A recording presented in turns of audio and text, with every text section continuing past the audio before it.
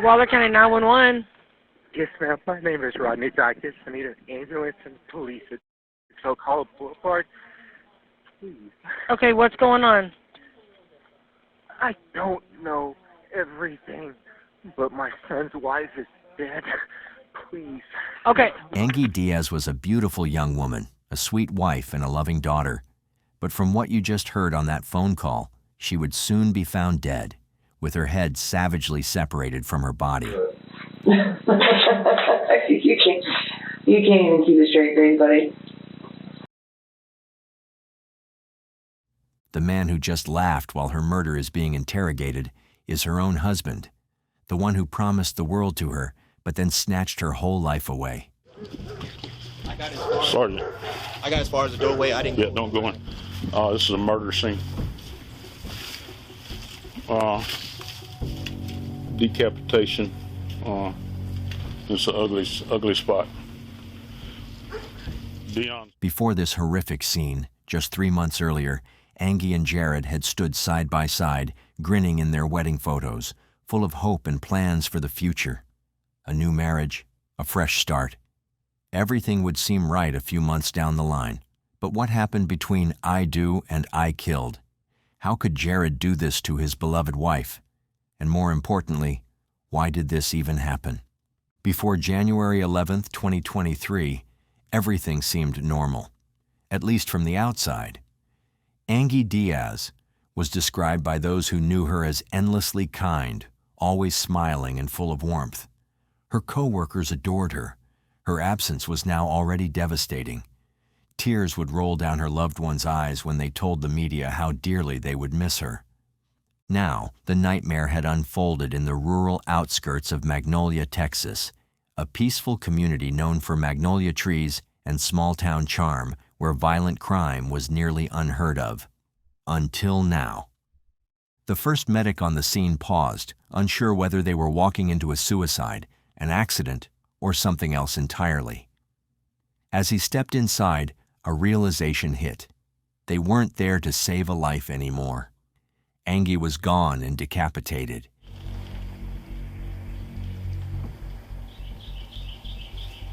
Blake said her head is somewhere else in the tub. Okay. Okay. Okay. And her head was mercilessly dumped in the bathtub. The living room floor was soaked in blood. Cigarette butts were scattered around the body. Blood-stained clothes were tossed carelessly nearby. This wasn't just a killing, it was rage. It was personal. It was deliberate. What happened in that house between two people who once vowed forever? And what drove Jared Dicus to commit one of the most brutal acts in recent Texas memory? In fact, if anything, people might have pointed fingers at his older brother Wayne. He had long battled meth addiction and had tangled with the law more than once, starting back in 2018 when he was only 20. Jared, on the other hand, was the responsible one, the quiet one. He played football in high school, held a steady job as an electrician, and had a reputation for looking out for his troubled brother. He'd even called the police on Wayne once for stealing copper wire, though he'd later expressed regret. Now, Jared had lived in the Houston area all his life. There was nothing about his background that hinted at the horror he would eventually unleash. But perhaps the cracks were there, small fractures waiting to split wide open. Then came Angie. Their paths crossed in 2022 at Cheap's Meat Market, where Angie worked as a cashier. A chance meeting that turned into a whirlwind romance. To outsiders, it looked like fate. They moved fast, too fast, and by October of that year, they were married. Angie Diaz had her own story. Born in Nicaragua in October 2001, she was raised by a single mother who often left the children in the care of relatives while working in Costa Rica to support them. Angie was smart, driven, and deeply loyal to her family. She studied accounting at the National Autonomous University of Nicaragua at Leon and was known for her work ethic and maturity beyond her years. But life took a sudden turn when her aunt, the woman who had raised her like a daughter, was diagnosed with cancer. That's when her biological mother, now in the U.S., paid smugglers to bring Angie and her siblings across the Mexican border. They arrived undocumented, seeking hope in a place that promised more than what they'd left behind. Angie quickly found work at the meat market and began promoting herself online as a personal trainer. Her posts brimmed with optimism and resilience, reminders to celebrate your own victories, because no one else truly knows what it took to earn them. But not everyone shared her urgency. Her mother, cautious and protective, told her to have patience, reminding her that things would come with time. Finances were tight.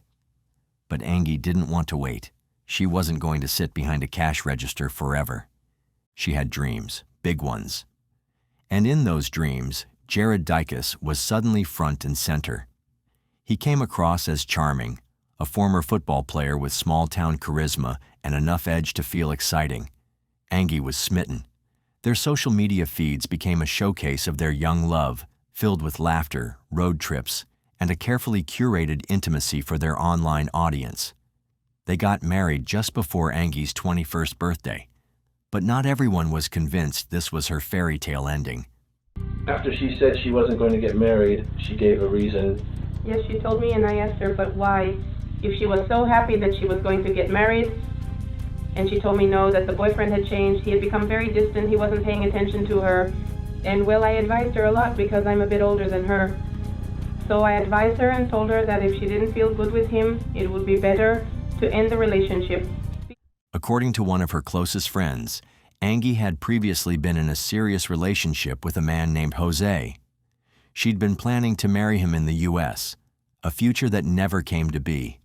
But then she grew distant with everyone else in her life, almost around the same time when she met Jared, the boy she thought would save her from the misery of a mundane life. And somewhere between letting go of that past and clinging to this new love story, Angie had rewritten her future in Jared's name. It was more of a fast-forwarded romance, so much so that Jared's family didn't even fully know who Angie really was. Miss Angie, do you know what her last name was before she and your brother got married? What's Angie's last name? Do you know? Her maiden last name? I don't know that. I don't know. Okay, how about a date of birth? Here's her phone. Here, let me see. Let me. It's all go in ahead, go ahead. Spanish, so I don't know. Yeah. I don't want this either here. So, I don't want fingerprints on it. Like, you know. Okay. Anyways. That's all you know about her? Yeah, I just know she worked over there. I know she was not Where'd she work? Chepis Meat Market. The Cheppies? That's where they met, yeah. And maybe that speed wasn't just about love. There were whispers that immigration concerns played a part. Angie had once been in an accident, and rumors were there that it sparked fears of deportation in Angie's mind. The timing of their wedding, just a few months into their relationship, suddenly seemed less about fairy tale endings and more about paperwork and panic. Even her friend urged her not to rush, to slow down and truly get to know Jared before binding herself to him legally and emotionally. She'd seen too many women fall into rushed, controlling relationships and suffer quietly behind closed doors. She didn't want her dearest friend to become one of them. But Angie didn't listen. Her uncle, who was a witness at her wedding, had noticed how quickly things were moving between her and Jared, and like her mother, he grew concerned. He sat her down one day and gave her the kind of advice someone gives when they've seen too much of how the world works. He told her not to make a decision out of desperation, not for papers, not for a green card, not for legal status. He was clear with her, don't marry someone just to stay in this country, and Angie insisted she loved Jared deeply, that they were doing fine. And all of this was real. Her family was worried. They weren't convinced that the timing was right, and when they found out Angie and Jared were getting married, it felt like it had all happened too quickly. It was hard not to wonder if their fears were being ignored, or worse, if Angie was ignoring red flags that she couldn't, or wouldn't want to see. Because not long after the wedding, the cracks in that fresh start began to show. Maybe Angie truly believed this was her fresh start, that this love, this man, this marriage could be her new beginning, a clean break from the sacrifices and hardships of her past. But whatever happiness she clung to was built on shaky ground. Because while social media told one story, a blissful young couple glowing with affection, the reality was much darker. Behind the smiles, there were cracks, patterns, red flags. People close to her urged caution, asked her to set boundaries, to make sure Jared treated her with the respect she deserved. But sometimes, when you're in the middle of something that feels like love, it's hard to see where adoration ends and obsession begins. And all too soon, Angie would find out, when it was already far too late. When Angie first introduced Jared to her circle of close friends, it was supposed to be a casual get-together. Just some laughs, shared drinks, and good company. But something about it felt off, even then, though no one fully grasped it at the time. They were a tight-knit group, mostly Spanish-speaking, and Angie had always fit right in. That night, one of her friends brought some beers, thinking it would help Jared ease into the group. Instead, it seemed to make things worse. Jared didn't speak Spanish at all.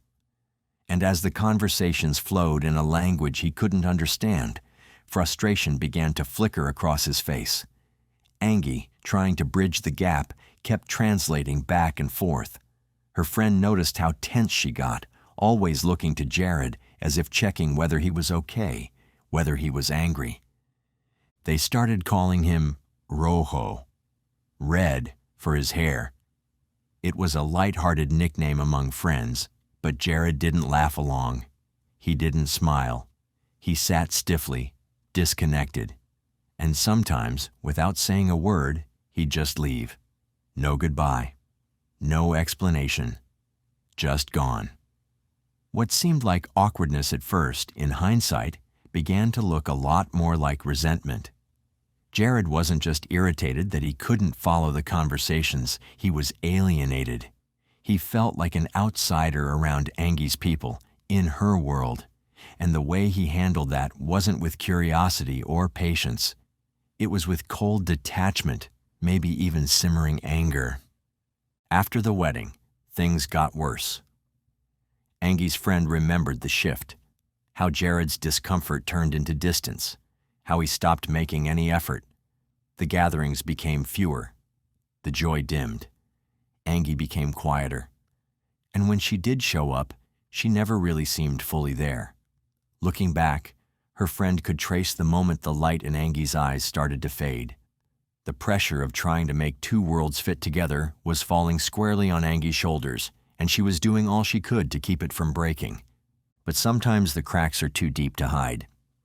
As 2023 rolled in, Jared Douglas was unraveling fast. By November, his volatility had reached dangerous heights. He'd been arrested for driving while intoxicated after causing a scene at a local restaurant, shouting, acting aggressively toward the staff. When police arrived, they found him belligerent, punching windows. He was so out of control they had to strap him into a restraint chair just to draw a blood sample. It wasn't just alcohol. The police suspected meth was coursing through his veins. By January, Jared was out on bond, but nothing about him had stabilized. Behind closed doors, Angie was growing more and more afraid. She asked Jared's mother, Lynn, directly that Jared stop sleeping in the same house as her. In the final week of her life, Jared had started asking to move back in with his parents, into the house he'd just spent money fixing up for him and Angie. Why? No one could quite understand, but it was clear. He didn't want to be in that house with Angie anymore. And maybe, just maybe, Angie didn't want him there either. You know things are serious when your boss notices it too. Ruth Almendarez had worked closely with Angie at the meat market. To her, Angie wasn't just an employee, she was like a daughter. The two shared a quiet closeness built over time. Ruth had seen her through cheerful mornings, long shifts, and bursts of laughter behind the counter, and it was at this very counter where Angie had first met Jared. But things changed after the wedding, slowly at first. Angie, once so warm and full of light, started retreating into herself. She grew quieter, more nervous. She wasn't as quick to smile, and she was always looking over her shoulder. Jared had started showing up at the market, often, too often, just standing there, looking for her, hovering around the counter. It made people uncomfortable. Then came Tuesday, January 10th, the day before Angie's murder. Ruth walked in around the early afternoon and immediately sensed something was off. Her staff flagged her down, urging her to talk to Angie. At first, she assumed it was a work-related issue, maybe a customer complaint or a mistake, but they said no, it was more serious than that. Angie didn't look well. Her eyes were distant, her energy drained. She looked like someone who hadn't slept, someone carrying too much. Ruth pulled her aside, gently asking what had happened. That's when she noticed it, a bruise on Angie's shoulder. And not the kind you get from bumping into a door. This was something else. Another co-worker, Erica, joined them in the back kitchen. Together they sat with Angie for a few quiet minutes. That's when she opened up. She told them she was planning to leave Jared. Not maybe. Not one day. She was sure. She told both of us that she was leaving him and that she would never get married again.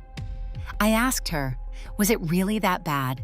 Has it been that terrible for you? Why? That's when I got closer, lifted her shirt a little and told her, you can't let this keep happening. And then Angie said something else, things that went beyond just hitting. She told Ruth they had been arguing all night, which Ruth would later tell to the cops. That Sunday, Angie had gone to the movies with her aunt, just a simple outing, something completely normal for her.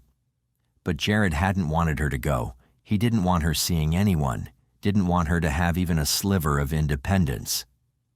When she got back home that night, it all exploded. Jared kept her up all night, refusing to let her sleep. Angie looked drained when she showed up at work the next morning, pale, hollow-eyed, like someone who had been pushed far past the edge. And then, as she tried to shower and get ready for the day, the argument escalated. And then Ruth would tell the officer that Jared had assaulted Angie while she was in the shower. It wasn't a matter of if anymore. Angie had been living in fear, and now it was written across her body. As Ruth gently pressed, Angie confessed even more. This wasn't just one fight. This wasn't a bad night. It was a pattern, and she was ready to break it.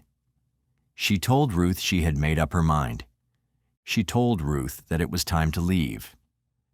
Angie didn't tell Jared she was moving out, not exactly. But she did tell him that she wasn't going to keep living that way. She wasn't going to tolerate the control, the fear, the violence. It was the first real declaration of her intent to escape. But what no one knew then was that this small act of resistance, this whisper of freedom, might have been what sealed her fate. And when Angie paused while telling the horrors she had faced, Ruth put a stop to the conversation, saving it for later. They made plans to talk again. Angie had Friday off and told Ruth she wanted to go for coffee, somewhere quiet, away from the market, where she could finally say everything without people overhearing. But that coffee never happened. Tuesday was the last time Ruth saw her alive. After the murder, Ruth checked the security footage, desperate to find proof of that final conversation. The cameras had captured them talking at the register, but there was no sound, no microphone. Just a silent video of a young woman, bruised and broken, sharing what she could before she ran out of time. And that silence would haunt Ruth forever. Then, on the night of January 8th, just 3 days before Angie's murder, something unsettling happened. At nearly midnight, Jared made a strange call to 911. He was disoriented, paranoid, and barely coherent. In a shaky voice, he claimed he'd taken drugs and needed help. He didn't seem sure of anything, not where he was, not what he had taken, not why he even called. But he did ask for an ambulance. Paramedics were dispatched immediately. But just a few minutes later, Jared called again. Still confused, still mumbling about feeling unwell, unsure whether he meant what he said. It was clear something had altered his state of mind, something strong. When the medics arrived, They transported him to the hospital, where it was confirmed Jared had been using methamphetamine. It was a devastating blow to his family. Jared's older brother had struggled with meth for years, tearing their family apart in the process. But Jared had never been that kid. He was the other son, the one who stayed away from the actions that would put his parents down, or so they thought. Jared had admitted to his parents, briefly and in passing, that he'd taken meth, only to deny it moments later. He flipped between admissions and deflections. 1 second he was crying, the next he was lying. The moments between might be uneventful for those who did not witness what happened between this couple, but it became evident on January 11th how deep trouble ran through in those days. It was a Wednesday morning, quiet, uneventful, and eerily still, but the silence was about to be shattered.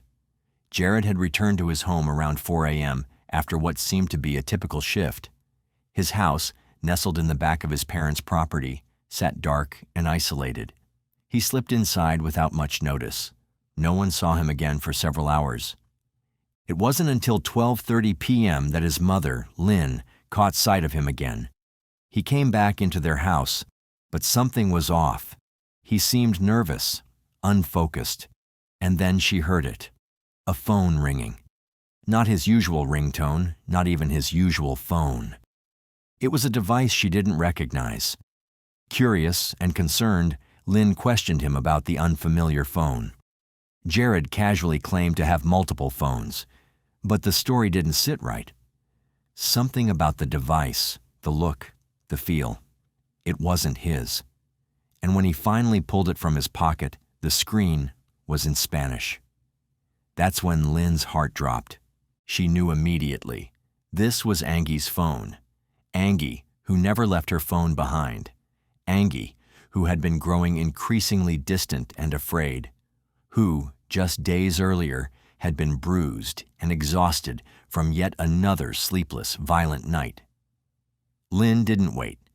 She bolted out of the house with her husband Rodney, heading straight toward Jared and Angie's home. Deep down, she already feared the worst. There was only one entrance, the front door. As they pushed it open, a wave of darkness met them. At first, they couldn't see anything. But with a single step inside, Rodney froze. What he saw would haunt him in his sleep forever. He turned to his wife and told her not to come in, but it was too late. Lynn stepped inside and saw the horror for herself. Angie's lifeless body lay inside. Her young face, once vibrant, was now still, brutally silenced. Panic set in. Lynn fumbled with her phone, unable to think, unable to act. Rodney grabbed it from her and made the call, not just to report a death, but to report their own son, the boy they'd raised, the man who had once promised to protect Angie, now suspected of ending her life. Lynn would then brief the officer about her son's issues. Okay. And he has been acting really strange lately. Okay. He called an ambulance on himself the other night. Okay. And said he was on drugs, but I don't believe that he was. I think something's wrong. Okay. Because I don't know. We don't have the labs from the hospital, so Okay. I really don't know the answer to that. Yes, ma'am. The police were called, and when they arrived, there was no question who they would arrest. Jared had been the last person with her. He was in possession of her phone. He had a documented history of violent outbursts and drug use. And Angie had told those closest to her that she didn't feel safe anymore. This, according to investigators, was the final tragic act in a toxic, unraveling relationship. A young woman who wanted out, and a man who couldn't bear to lose control. Jared was taken into custody. But that was only the beginning.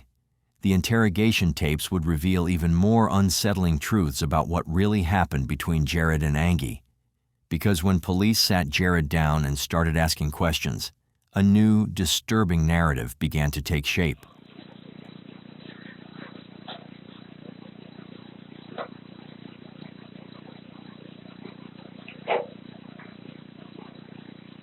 Yeah.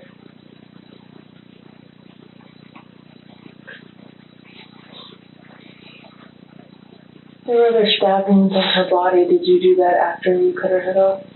Or before? Oh, before or afterwards, you said?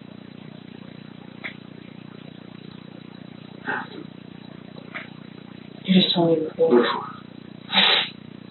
Why did you put her head in the bathtub? Being told. Her hair was wet. How come? Did you turn the shower on? Yes. To wash yourself or to wash her hair or what? To wash. At first, Jared dissociated himself from the situation. Then he cracked under pressure, telling the officers that he had used the same knife against his wife that she took out for her self-defense against him. In the months that followed Angie's death, the case against Jared Douglas moved swiftly. The evidence was overwhelming: his erratic behavior, the bruises Angie had tried to explain away, the phone in his pocket that wasn't his, and most damning of all, the scene inside their home. Prosecutors argued that this was no sudden outburst. It was the tragic culmination of months of escalating violence fueled by substance abuse, control, and a refusal to let Angie leave. Jared's defense tried to shift the narrative, claiming he'd only used meth once, that he was confused, overwhelmed, not in his right mind. But the jury didn't buy it. On July 31st, the trial came to a close. Jared Douglas was sentenced to 40 years in prison, 4 decades behind bars for the brutal murder of Angie. For Angie's family and friends, the sentencing brought some sense of justice, but no sentence, no number of years could ever bring her back. The young woman who dreamed of freedom, who was trying to find the courage to start over, had her life stolen before she ever got the chance. How many more women have to die after asking for help before someone listens in time? Share your thoughts in the comments below. If you've made it this far, be sure to check out this next video. I think you'll enjoy it. Thank you once again for watching.